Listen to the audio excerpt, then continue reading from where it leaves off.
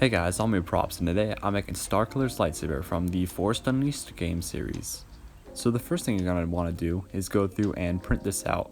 I made all of the files for this, and those are just on Thingiverse if you guys want to check those out. Then I went through and lightly sanded everything, and then painted everything a gloss black, and then went through and masked off some parts and painted them silver, and masked up a few more and painted them a nice copper color. That included the roll cage and then the bottom strip of the hilt. I then went through and applied a black wash over the whole thing, just watering down some black paint and then brushing that on and then wiping it away. If you let the paint sit for a couple minutes, then you can go through and wash it away, wipe it away, and it gives it a really nice worn look in all of the corners, like the black paint's just used out of it.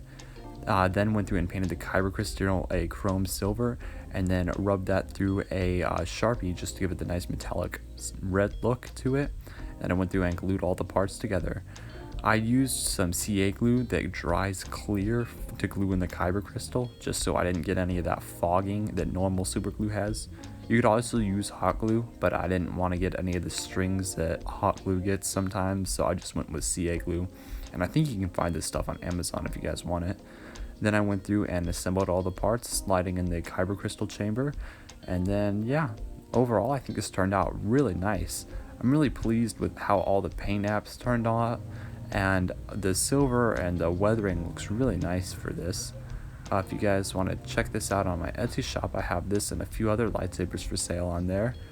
Also, I have a Patreon if you guys want to check that out. You guys could get early viewer access for my videos, as well as some behind the scenes on some of the videos that I'm making. Thank you guys for watching. If you guys don't mind liking and subscribing, please do. See you next vid.